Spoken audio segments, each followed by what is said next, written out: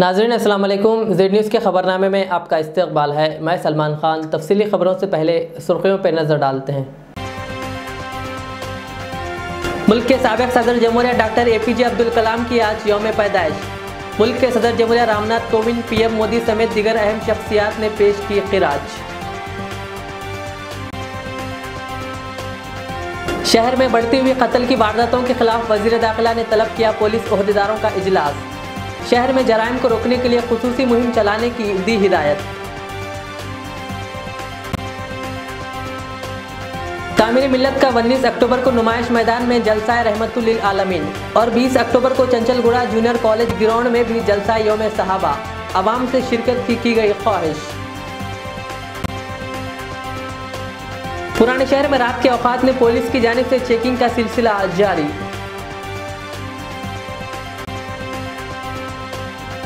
दो दिन कबल चंद्रानगुट्टा PS लिमिट्स में पेश आई थी यह कत्ल की वारदात। पुलिस ने इस कत्ल में मुलविस 4 अफराद को लिया हिरासत में।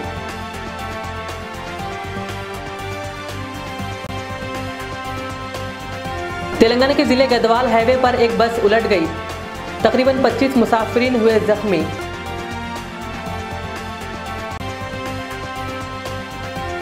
अब पेश है खबरों की तफसील।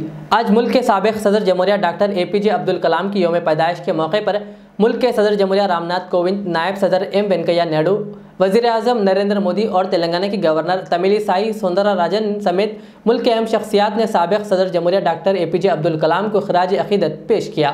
डॉक्टर APJ अब्दुल कलाम 15 अक्टूबर 1931 को पैदा हुए। वज़ीर आज़म नरेंद्र मोदी ने कहा, मिसाइल मैन के तौर पर मशहूर मुल्क के साबिक़ सदर डॉक्टर APJ अब्दुल कलाम को इनकी सालगिरह पर तहे दिल से सलाम। कहा, उन्होंने अपनी ज़िंदगी हिंदुस्तान को मजबूत, खुशहाल और काबिल बनाने में वक्फ कर दी। वो हमेशा हम वतनों के लिए बायस तहरीक रहेंगे। यहाँ यह जिक्र बेजाना होगा कि डॉक्टर APJ अब्दुल कलाम ने कहा था कि ख्वाबों को शर्मिंदा ताबीर करने से कबल आपको एक ख्वाब देखना होगा। ख्वाब वो नहीं होते जो आप नींद में देखते हो, ख्वाब वो होते हैं जो आपको सोने नहीं देते।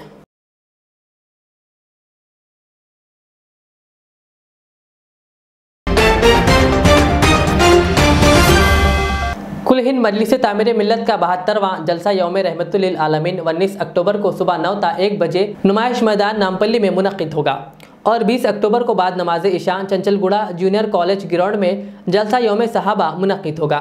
इन दोनों जलसों में मुल्क के मुमताज़ उलमा इकराम खिताबत की सआदत हासिल करेंगे। मौलाना उबैदुल्ला खान आज़मी साबिक़ MP, CM इब्राहिम साबिक़ मरकज़ी वज़ीर, मौलाना मुफ्ती कासिम सिद्दीकी और शहर के उलमा मौलाना हुसामुद्दीन सानी अक़िल जाफ़र पाशा, मौलाना Khalid Saifullah Rahmani कारगुज़ार general secretary Muslim person law board के अलावा दीगर उलमा शिरकत करेंगे। इस सिलसिले में एबिट्स में वाक़ मीडिया प्लेस ऑडिटोरियम में सदर तामीर मिल्लत जनाब ज़ियाउद्दीन नैयर ने एक प्रेस कॉन्फ्रेंस को मुखातिब करते हुए आवाम से शिरकत की ख्वाहिश की। बिस्मिल्लाहिर्रहमानिर्रहीम। बड़ी मसरत के साथ मैं डिक्लेयर करता हूँ कि 19 अक्टूबर सुबह 9 बजे नुमाइश मैदान पर और 20 अक्टूबर को चंचलगुड़ा हाई स्कूल पर रात 8:30 बजे जलसा रहमतुल आलमीन और जलसा सहाबा के उन्वान से मुनक़िद होगा। आप जानते हैं कि हमारा ये जलसा गुज़िश्ता 72 साल से मुनक़िद हो रहा है और इसमें इब्तिदा में बहुत सारे लोग, ये यूनिक जलसा था, उसी में आते थे, लेकिन अब तो कुछ जलसों की बहुतात भी हुई अल्हम्दुलिल्लाह और साथ साथ जो है ये नए जो मीन्स आ गए हैं कम्युनिकेशन के, उस वजह से भी लोग घरों में बैठकर भी इन तकारीब से इस्तेफ़ादा करते हैं। अज़ीज़ान गिरामी, आज की दुनिया जो सिसकती हुई दुनिया है और उसका इलाज सिर्फ़ रसूलुल्लाह सल्लल्लाहु अलैहि वसल्लम की पैरवी और तालीमात पर अमल करने से ही हमको नजात हासिल हो सकती है। आज इंसान मुस्तरिब है, बेचैन है, लेकिन उसके मसाइल का हल बैरूनी तरक्की में नहीं, इंसान के अंदरूं में वो तब्दीली व इनक़लाब आने की ज़रूरत है। व आखिर दावाना अनिल हम्दुलिल्लाहि रब्बिल आलमीन। पुराने शहर में हो रहे कत्लेआम पर रियासती वज़ीर दाखिला मोहम्मद महमूद अली ने जुमेरात को एक आला सतही इजलास तलब किया। इस इजलास में Hyderabad city police commissioner Anjani Kumar, additional police commissioner Shikha Goyal, south zone DCP doctor Gajarao Bhopal, south zone additional DCP Rafiq, Charminar ACP Bhiksham Reddy, Falaknuma ACP Mohammed Majeed, Mirchowk ACP N Satyanarayana और संतोष नगर ACP ने शिरकत की।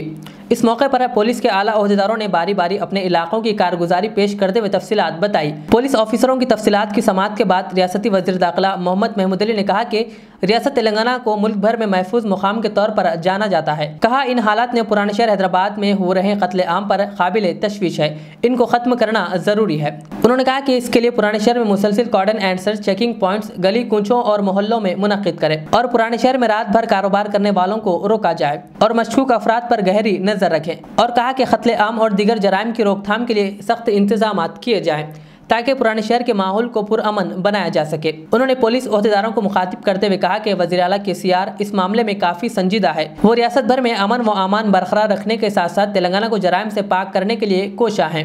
वज़ीर मौसूफ ने कहा कि तेलंगाना पुलिस जब किसी मकसद को हासिल करने का ठान लेती है तो इसे हासिल करने तक खामोश नहीं बैठती, बल्कि इस मकसद के हुसूल के लिए मुसलसिल जिद्दोजहद करती है और अपने मकसद में कामयाब भी होती है। कहा, लिहाजा पुराने शहर में जराइम की कमी के लिए तेलंगाना पुलिस को चैलेंज लेते हुए जराइम की रोकथाम करना चाहिए, जिस पर मुतालिका ऑफिसरों ने वज़ीर दाखिला को तयक़ुन दिया कि वो पुराने शहर हैदराबाद में कत्ले आम के साथ साथ जराइम की शरह में भी कमी लाएंगे।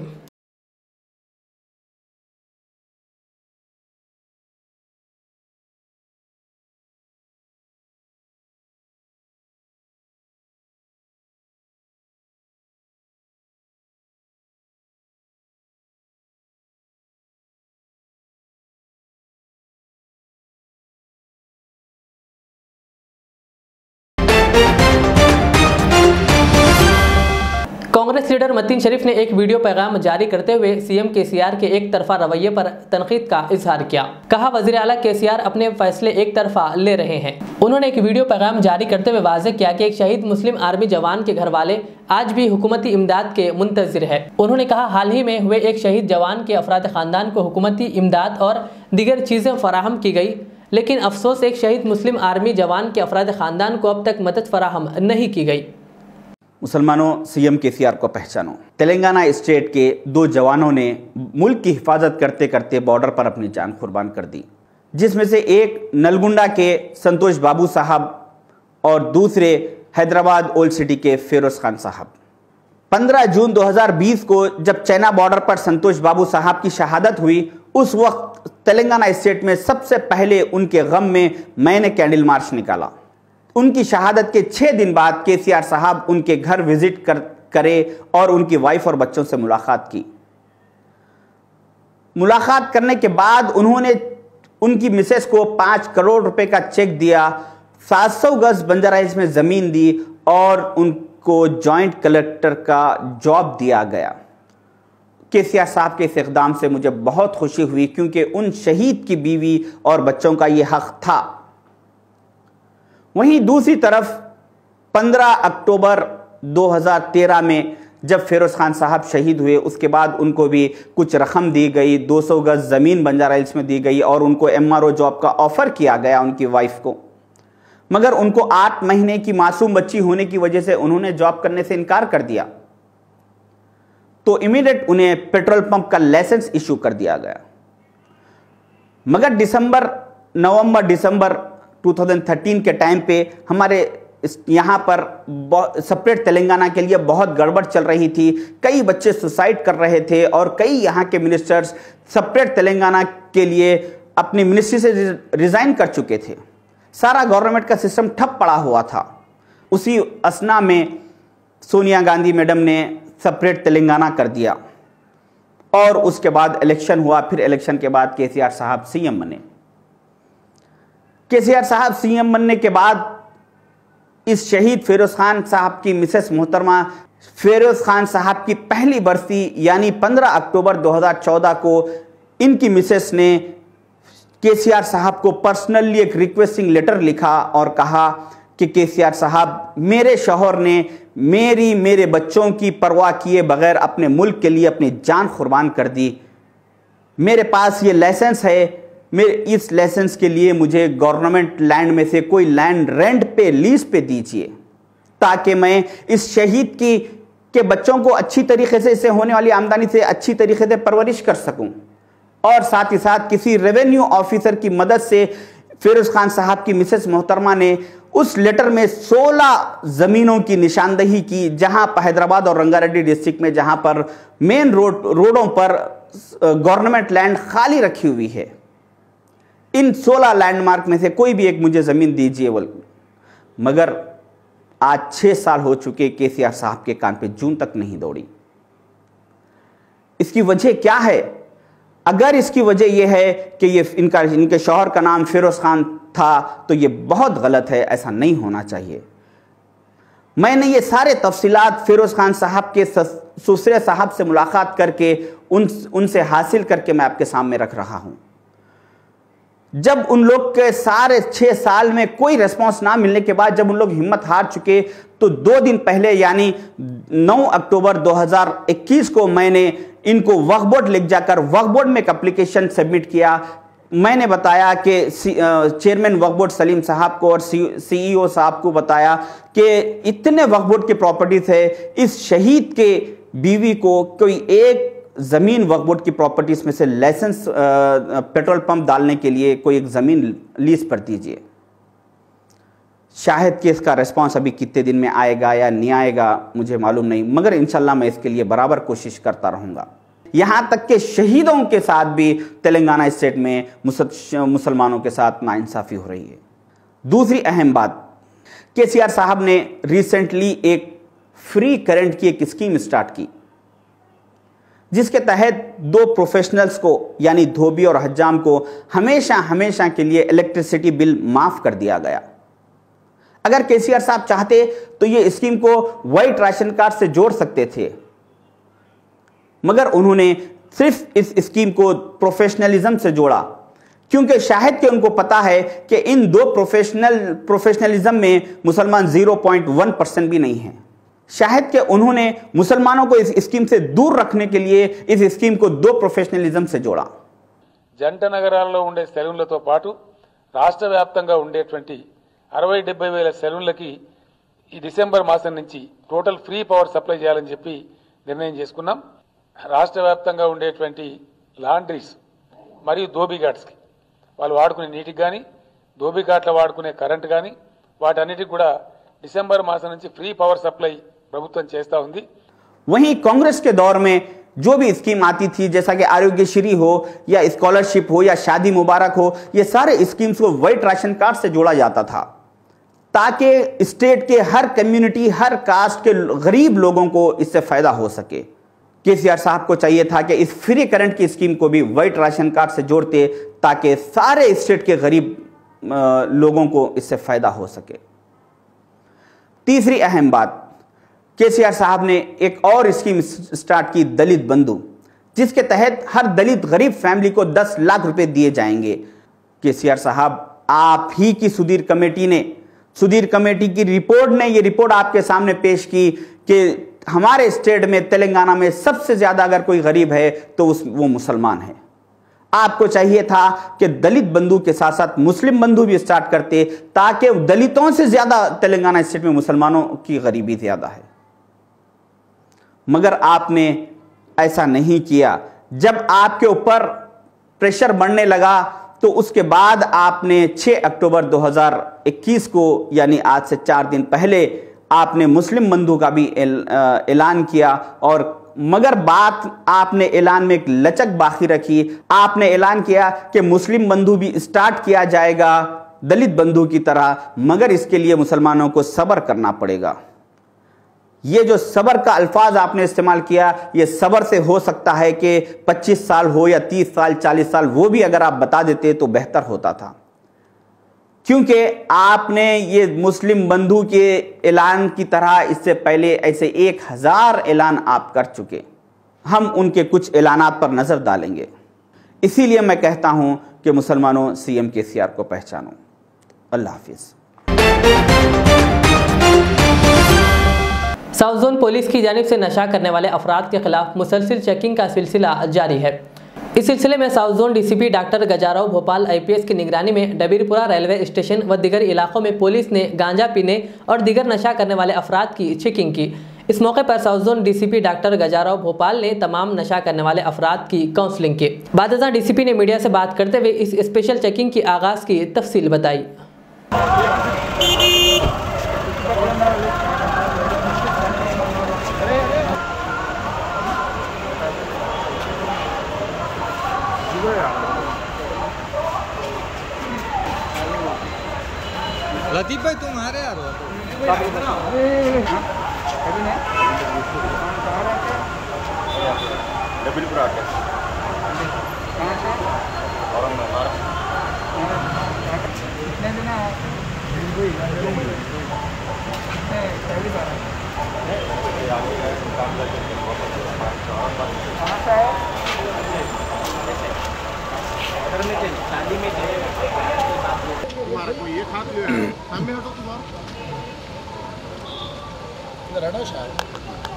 हैदराबाद सिटी में गांजा के ऊपर और उसी तरह से राउडी एक्टिविटीज़ जो है उनके ऊपर और दूसरे नशीली सब्सटेंस जो है उनके ऊपर ड्राइव चल रहा है।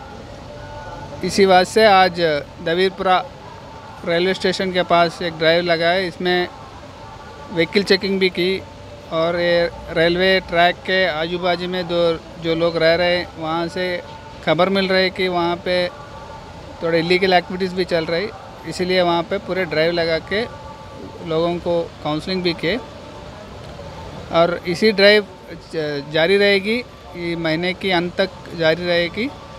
और अभी तक बहुत केसेस भी बुक किए गांजा के ऊपर। गांजा बहुत अच्छी तरह से अभी तक कंट्रोल होगी। सर इस तरह के और भी सेशन तक करेंगे? हाँ करेंगे, पूरे आज कर रहे हैं। आज ACPs वगैरह कर रहे हैं वहाँ पे, उप्पुगुड़ा स्टेशन, याकुतपुरा स्टेशन, वहाँ भी कर रहे हैं। इधर फलकनुमा ACP मजीद की निगरानी में भी स्पेशल चेकिंग के तहत कल रात फलकनुमा रेलवे स्टेशन और हुप्पुगुड़ा रेलवे स्टेशन व दीगर इलाकों में चेकिंग की गई। मीडिया से बात करते हुए ACP मजीद ने बताया कि रात में फिरने वाले तकरीबन 30 नौजवानों को पकड़कर इनसे पूछताछ की गई। वहीं दूसरी जानिब उन्होंने सड़क हादसे में जख्मी होने वाले अफराद की मदद करने और जख्मियों को अस्पताल पहुँचाने की भी आवाम से अपील की।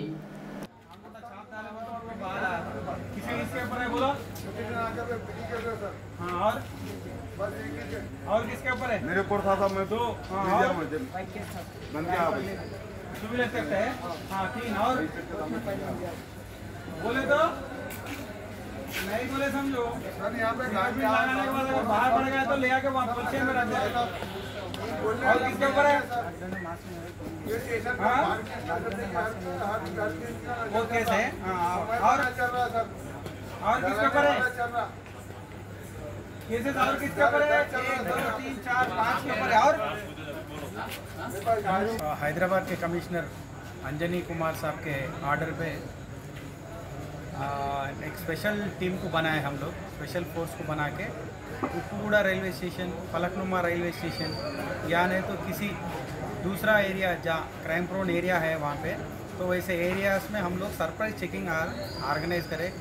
उसमें स्पेशली जो वेगाबॉन्ड्स है, जिनके ऊपर पुराने केसेस है, जो सस्पिशियस सर्कमस्टांसेस में एरिया में घूम रहे, तो वैसे लोगों को हम लोग तकरीबन एक 30 बच्चों को आइडेंटिफाई करें और उनके नाम और डिटेल्स पूरे लिए, उनके ऊपर पुराने केसेस क्या क्या है वो पूरे हम लोग वेरीफाई कर रहे हैं।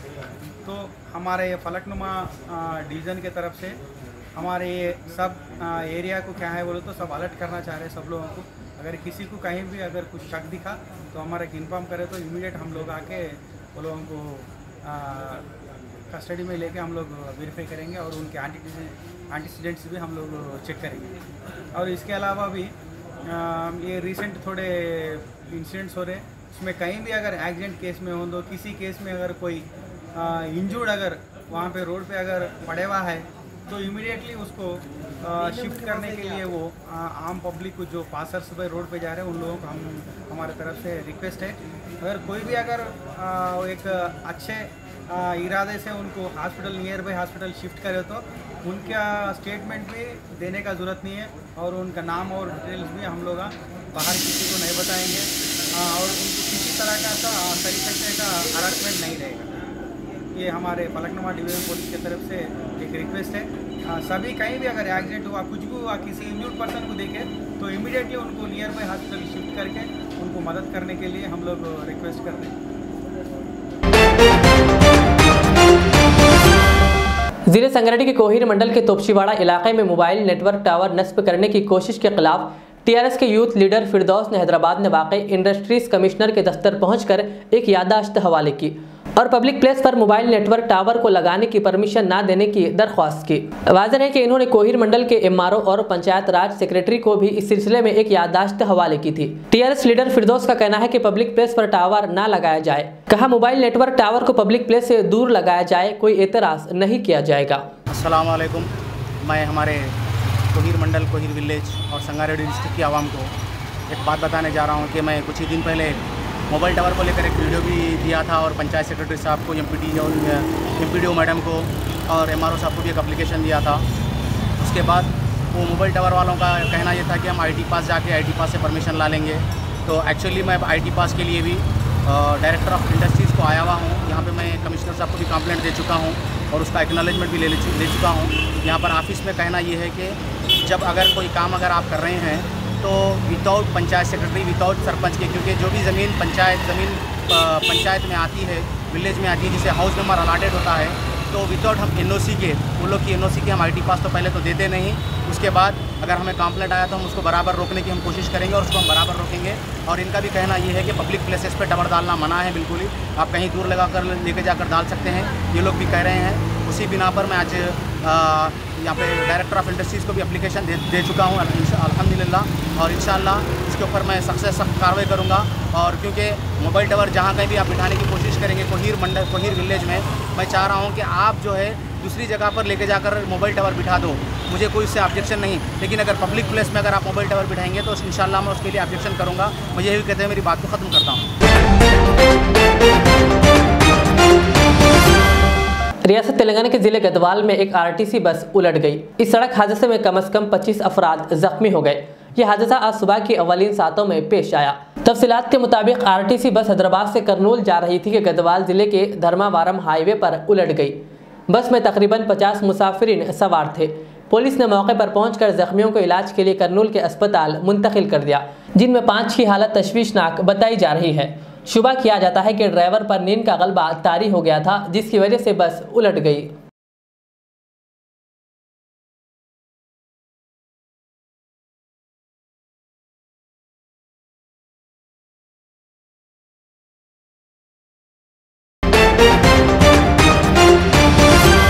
हबीबनगर पुलिस स्टेशन हुदूद के नामपल्ली के मुर्गी मार्केट में एक माजूर शख्स की नाश दस्तयाब हुई। पुलिस ने मौके पर पहुंचकर नाश का पंचनामा किया और नाश को उस्मानिया अस्पताल मुंतकिल कर दिया। शुबा किया जा रहा है कि कल रात किसी ने ये शख्स का कत्ल कर दिया होगा। मुकामी अफराद ने बताया कि ये शख्स भीख मांगता है और रात में यहाँ पर आकर सोया करता है। मजीद तफसीलात का इंतजार है। इस पूरे मामले की पुलिस तहकीकात कर रही है। अस्सलाम वालेकुम रहमतुल्लाहि व बरकातहू। नामपल्ली मार्केट में मेरा चिकन का कारोबार है। यहाँ पे जो है ना एक बेघर जो है ना भीख मांगने वाला जो है सो यहाँ पे डेली सोता था, उसको रात में कैसा मर गया क्या है नहीं मालूम। जो है ना इमीडिएटली जो है सो हम लोग यहाँ पे पुलिस को इन्फॉर्मेशन करे, पुलिस को इन्फॉर्म करते के साथ ही पुलिस वाले आए और जो है ना वो बॉडी को लेके गए। और जो है ना यहाँ पे क्या है किधर है नहीं मालूम है, कौन मारा क्या है नहीं मालूम। बहरहाल जो है सो कैमरे लगाने की ज़रूरत है। यहाँ पे ये गली में पूरा सन्नाटा रहता, अंधेरा रहता। मेरे मोहल्ले के पूरे लोगों से मेरी अदबन गुजारिश है, लोग जो है ना इनका नाम फरीद है, इन्होंने झिर्रे में रहते, बल्कि मालूम है मेरे को झिर्रे में रहते हुए लंगड़े, इनके कोई भी नहीं यहाँ पे आए थे। उनके लोग आके जैसे ले लेके गए। हैंडीकैप है उन्होंने जी। 10/20/21 एट अबाउट 10:30 आवर्स मेरे को एक इन्फॉर्मेशन आया था। मैं स्टाफ उधर रश हो गए। होने के बाद एक आदमी बेघर 65 ईयर्स का मुस्लिम पड़े हुए, उसको इमीडिएटली मैं हॉस्पिटल शिफ्ट करा था। बॉडी पूरा क्लीन करके चेक करे तो इसका किधर भी बॉडी पे इंजुरीज नहीं है, वो बॉडी पूरा क्लीन करे। और इसका आजू बाजू की इन्फॉर्मेशन भी चेक करा, ऐसी सीसी फुटेज भी चेक करा। आज मॉर्निंग 5:30 5:20 तक उन्होंने वॉशरूम जाके आ रहा था, तो वो भी फुटेज मिला। तो शायद गिर के पड़े होंगे, इंटरनल इंजरीज होकर डेथ हो गया बोल के मैं समझ रहा हूँ। और भी और कुछ सस्पेक्ट है तो भी वो चेक करेंगे। अंडर 174 सस्पेक्ट्स में केस करके इन्वेस्टिगेशन कर बाद में कुछ एविडेंस मिला, नहीं तो कुछ शॉर्ट ओपिनियन देता डॉक्टर साहब। 174 होने के बाद तो what is the cause of death, वो शॉर्ट ओपिनियन में देता। On the merit of the technical support and that thing will finalize the case. Thank you. Internal injuries से भी वो एक बार ब्लड मारा नहीं दिखता, तो इंजुरीज नहीं दिखता, तो ब्लड हुजिंग होता। एक ये जिर्रा का है नो इतन 3 ब्रदर्स है टोटली 1 ब्रदर ऑलरेडी एक्सपर्ट है प्रीवियसली दूसरा ब्रदर ये इतनों जुनो भी फिजिकल हैंडकैप्ड है तो ये हफ्ते में 2 बार दिन पर इसका भाई का ने जिर्रा के जाके आता था तो आज फ्राइडे उन्हें भी आके देखे कौन इसका भाई फ्राइडे लेके जाते कहते एवरी फ्राइडे देखे उसको इन्फॉर्मेशन आया मेरा भाई ऐसे पड़े हुए बोल के इन्फॉर्मेशन दी तो हम लोग जाके इसको चेक करके हॉस्पिटल में जा दिया। क्या नाम है सर? एज का फरीद है, इसका age 65 years. Chandrayangutta police station हुदूद के हाशिमाबाद में 2 दिन कबल एक हामिद अल जुबैदी नामी शख्स के कत्ल की वारदात पेश आई थी। इस कत्ल में मुलविस 4 अफराद को चंद्रायनगुट्टा पुलिस ने गिरफ्तार कर लिया। इस सिलसिले में south zone DCP doctor Gajarao Bhopal IPS ने एक प्रेस मीट करते हुए केस की तफसील बताई। चंद्रायनगुट्टा हाशिमाबाद में कार में जाने वाला आदमी को रोक के उसको कत्ल किए। इसमें जो इंतकाल हुआ वो जो मारा गया उसका नाम है हामिद बिन अली जुबैदी, प्रेजेंटली रिसाइडिंग इन सलाला बारकास। और जो मुजरिम है इसमें 4 लोग आइडेंटिफाई है, उनका भी आज गिरफ़्तार किए। रईस जाबरी, आदिल जाबरी, सईद जाबरी, साद बिन साले जाबरी, ये चारों बायाँ। उसके इसमें क्या है कि पहले ये आदमी हामिद जुबैदी दुबई में रहता था और ये चारों लोग भी दुबई में ही रहते थे। इनका Hamid जाबरी is a permanent residency card of Dubai also. तो एंड कभी कभी इंडिया आता था अपने फैमिली को देखने के लिए, लेकिन ये लॉकडाउन के वजह से आके यही रुक गया। जो अप्रैल मई में जो 6 महीने पहले जो लॉकडाउन हुआ उसके बाद फ़्लाइट्स भी कम हो गए तो यही रह गया। 2019 में जब चारों मुजरिम ये वन जो है मुजरिम रईस जाबरी दुबई से आने के टाइम पे उसको कुछ सामग्री दिया हामिद जाबरी इंडिया ले जाने के लिए, और ये शमशाबाद एयरपोर्ट में उनको चेकिंग के वक्त वो उसको इसमें पता चला कि वो गोल्ड स्मगलिंग कर रहा था। वो जो आर्टिकल्स है इसमें गोल्ड छिपा हुआ है और उस पर एक केस बुक हुआ 2019 जनवरी 5 को शमशाबाद कस्टम्स के केस। उसके बाद वो पूरी उसका पासपोर्ट इंपोर्ट किया गया और जो उनका रोज़गार है दुबई में वो भी ख़त्म हो गया। उसी टाइम से उसका फाइनेंशियली भी बहुत नुकसान हुआ।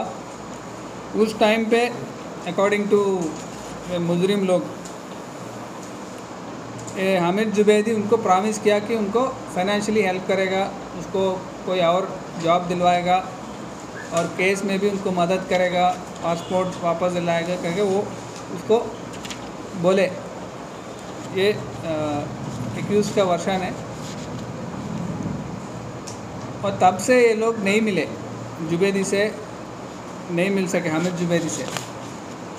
लेकिन रिसेंटली उनको पता चला कि ये लॉकडाउन टाइम से इंडिया में रह गया, तो उस दिन सुबह ये लोग जाके उनसे पूछे कि ऐसा आप वादा दिया हमको, एक भी आप पूरे नहीं किए बोल के उसको वहाँ का उसको काउंटर किया उस टाइम पे। लेकिन वो पूरा मना कर दिया और बोला कि वो किसी को नहीं जानता और ये किसी से कभी उसका कुछ कारोबार नहीं चला। इससे उनको फ्रस्ट्रेट हुए, ह्यूमिलेट हुए और उसको मारने का प्लान किया। और उसी दिन शाम को जब रोड पे उसको सुबह 11 बजे घर में ये इशू हुआ और शाम को 4 बजे उसको गाड़ी को रोक के वहाँ शाम को कत्ल किया। आज ये चारों को गिरफ़्तार किए। उनसे 2 टू व्हीलर्स जो ऑफेंस के टाइम पे उनसे सीज हुआ, 2 चाकू और 4 मोबाइल फ़ोन सीज हुए। इसमें इन्वेस्टिगेशन में inspector Chandrayangutta Prasad Verma, DI Falaknuma Ravi, DI Chandrayangutta, SI Ghouse Khan Chandrayangutta, SI Zakir Hussain Chandrayangutta, SI Jai Srinu Chandrayangutta, Govardhan Reddy चारों, और under the leadership of ACP Falaknuma Majeed साहब। सब एक घटना का कहना है कि वो जो मॉर्निंग में आके कंप्लेंट किए थे कि इनको जान का धोखा है, तो किस हद तक सही है और उसके ऊपर क्यों एक्शन है? अगर एक्शन लेते तो ये मर्डर नहीं हो सकता। ये भी हो सकता है वो मॉर्निंग आके ऐसे मिले और उस टाइम में बोले कि थोड़ा बिजी है, शाम में आने के लिए बोले, और वापस घर चले जाके शाम को आते टाइम में ये हुआ। इसीलिए उन पर एक्शन लिया, सख्त कार्रवाई किया, सस्पेंड भी किए। सर ये मॉर्निंग आवर्स में जब आए थे जुबेदी, ये क्या उनका कंप्लेंट रजिस्टर हुआ था सर? पिटीशन दिया, पिटीशन उसमें केस करने के लिए कुछ इसने वो आके उसको धमकी दिए, हरासमेंट मेरे पे हो रहा है, घर पे भी आके अटैक धमकी दी। अगर वो केस रजिस्टर, वो कंप्लेंट पे केस रजिस्टर करना होता तो कोर्ट से परमिशन लेके करना होता। नॉन कॉग्निजेबल कंटेंट्स में कंप्लेंट दिया सुबह, हरासमेंट था सर ये, वही हरासमेंट केस जो है वो कोर्ट परमिशन लेके केस बुक करना। सर ये गोल्ड केस जो उसके ऊपर हुआ था हामिद के ऊपर, वो इन्वॉल्व था सर, जो स्मगलिंग में जो पकड़े गए थे, तो जुबेदी इसमें इन्वॉल्व थे? जुबेदी इनको दिए बोल रहे हैं, अकॉर्डिंग केस उनके ऊपर भी था सर? केस ओनली रईस जाबरी पर है, वो शमशाबाद कस्टम्स, एयरपोर्ट कस्टम्स में।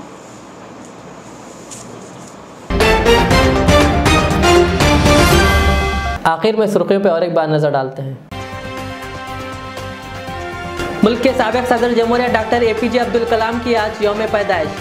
मुल्क के सदर जमहूरिया रामनाथ कोविंद, PM मोदी समेत दीगर अहम शख्सियात ने पेश की खिराज।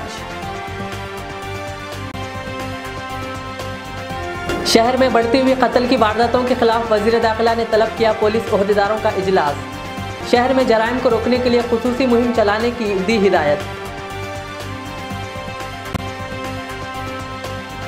तामीर मिल्लत का 19 अक्टूबर को नुमाइश मैदान में जलसा रहमतुल लिल आलमीन और 20 अक्टूबर को चंचलगुड़ा जूनियर कॉलेज ग्राउंड में भी जलसा यौम सहाबा, आवाम से शिरकत की गई ख्वाहिश। पुराने शहर में रात के औकात में पुलिस की जानिब से चेकिंग का सिलसिला जारी।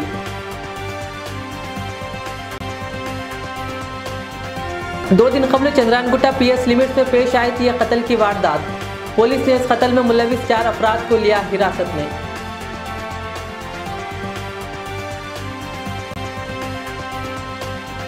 तेलंगाना के जिले गदवाल हाईवे पर एक बस उलट गई, तकरीबन 25 मुसाफिरीन हुए जख्मी।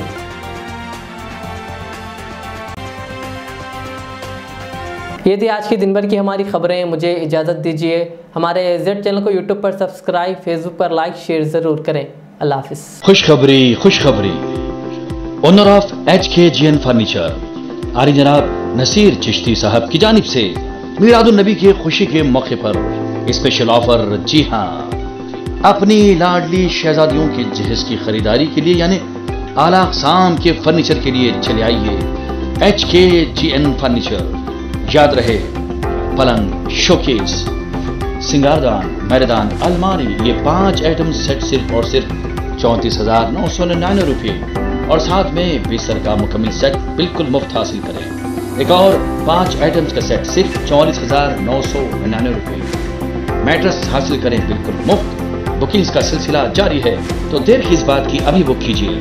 फर्नीचर की दुनिया में एक उभरता नाम, काबिल एतमाद भरोसेमंद showroom HKGN furniture, Farid complex, Shastripuram main road, Hyderabad. मजीद तफसीलात के लिए कॉल करें 9912857230 और 9346062190। रियाज इस्लामिक स्कूल तालीमी मैदान में एक नया इनकलाब। इस्लामिक और मॉडर्न एजुकेशन की अजीम दरसगाह। 23 साल तजुर्बे के बाद तलबा और तालिबात के लिए रियाज इस्लामिक स्कूल पेश करता है हिफ्ज़ कुरान, नाज़िर कुरान क़ायदे के अलावा नर्सरी ता 10वीं जमात तक की तालीम का बेहतरीन नज़्म। बच्चों के लिए हॉस्टल की सहूलत, मुस्तहिक़ तलबा के लिए खुसूसी रियायत, तलबा और तालिबात के लिए अलहदा क्लासेस के माकूल नज़्म खुसूसी computer classes, hardware and software training, बच्चों में तहरीर और तकरीरी सलाहियतों को उजागर करने के लिए हफ्तावारी प्रोग्राम, काबिल और मुशफ़िक़ असातिज़ा इकराम की निगरानी में बेहतरीन तालीम नज़्म। सुबह 8 बजे तक शाम 4:30 बजे दाखिले जारी हैं, उजलत कीजिए। Riyaz Islamic school, opposite lane, new SR petrol pump, Vattepally, Hyderabad. Al Riyaz tours and travels नज़द Riyaz health care clinic, Mustafa Nagar, Falaknuma, Hyderabad. Air ticketing international और domestic, visa endorsement, immigration, passport दाखिल करने में ताउन, विजिट वीजा और उम्रा वीजा के लिए हमसे रब्त करें। वेस्टर्न यूनियन और मनीग्राम के साथ साथ दीगर सहूलियात भी मौजूद। Proprietor Mohammad Riyaz Ahmed, Al Riyaz tours and travels. खिदमत का मौका दें, आपका इत्मीनान हमारी कामयाबी।